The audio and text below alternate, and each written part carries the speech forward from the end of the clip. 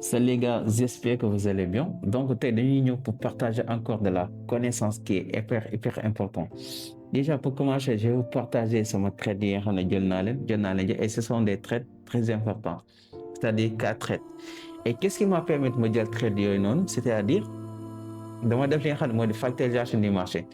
Pour les gens factorisation du marché, il y a une vidéo avant, ça parle de la factorisation du marché. Alors, donc, allez-y, c'est encore, c'est hyper important. Maintenant, après bon des fatalisations du marché, ça m'a permis de venir ici et de déterminer des zones qui sont très importantes. Parce que comme le marché il fallait, ça je le sais déjà. Donc je viens ici. Donc, à partir de ce moment-là, le marché est fini. Ce point bien indiqué ce souffle, je vais enlever ça. Le point bien indiqué ce souffle fini. Le marché doit créer bien, comment dirais-je, bien BOS à partir de ce niveau-là. Fini un bien BOS important. Donc forcément, après ce BOS, le marché qu'est-ce qu'il va faire? Il va retracer, forcer. Marché se déplace de liquidité en poche de liquidité. Et ça, je le sais déjà. Donc, à partir de ce moment-là, j'ai décidé de trader les retracements. Voilà. Quel moment ok, moi je ne traite pas les retracements, je traite seulement que la tendance en fait. Donc, je commence à trader les retracements, mais c'est un peu dangereux. Vous êtes un débutant, je te déconseille de concentrer sur les retracements parce que c'est dangereux de trader les retracements. Mais, vu que nous, on sait déjà ce que le marché va faire, donc on commence à accompagner le marché sur retracement, tu vois. Déjà, l'autre nous permet ici, ok, déjà, l'autre nous permet de faire une 4 trades. Déjà, si je demande un trade mon premier trade là, déjà, mais est-ce que le trade a fait son rôle? Bien sûr, il a fait son rôle parce que le trade, déjà, TV1, fait le rôle, puis mon consomme TV1, mais gis naa ni marché bi il a forte chance mu ñëw ba si zone bii nii pour mën a jaayaat encore ñu amaat beneen BOS donc dama jël sama TP yóbbu ko ba foofu malheureusement marché bi dafa ma ñëw BE tu vois c'est-à-dire dama ñëw BE léegi je sais que marché bi mi ngi ñëw duma BE am na benn zone bu nekk si suuf bu marché war a déclencher encore parce que man damay trader li nga xam ne moo di SMC la smart money concept les ordres bloc la laa def dama xaaraat marché bi un peu en bas si suuf marché bi ñëw na aussi jëlaat na li nga xam ne moo di sama ordre bloc encore donc c'est autre confiance bi nga xam ne am naa ko déclenché na ma et créé na beneen niveau xeet mooy sama deuxième fois muy dugg su marché boobu aussi defaat na rôle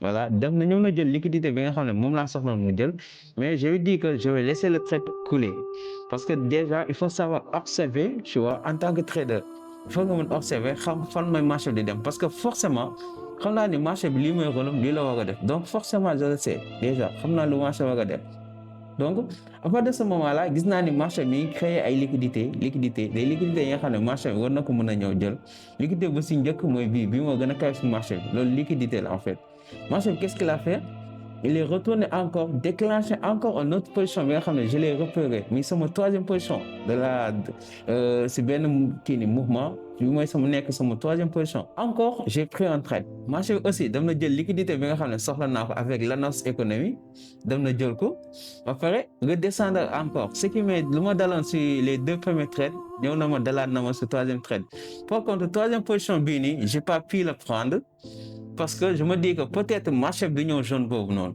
mais marché bi ñëw na déclenché ko daw continuer bi mu yéeg de continuer nag j'ai vu encore beneen position qui est beaucoup plus intéressant et je savais que marché bi dina fa ñëw et dina déclencher position boobu noonu voilà te position boobu noonu y avait le surlendemain démb dafa amoon li nga xam ne moo di annonce économique j'ai raté la position mais tey je me dis que tey am na annonce économique et j'ai pas encore raté la position donc loolu moo ma permettre tey ma ñëwaat identifier sama benn inside OV bar tu vois inside OV bar boobu moom laay jël inside trade bi moo nekk nii di couler donc fii nii on a benn risque récompense de 29 c'est-à-dire boo jëloon 10 000 francs nga investir ko si trade bi faut nga jël ces 10 000 francs fois que 29 ça te donne 280 000 c'est-à-dire presque 300 000 de gain si dem jëli sa TP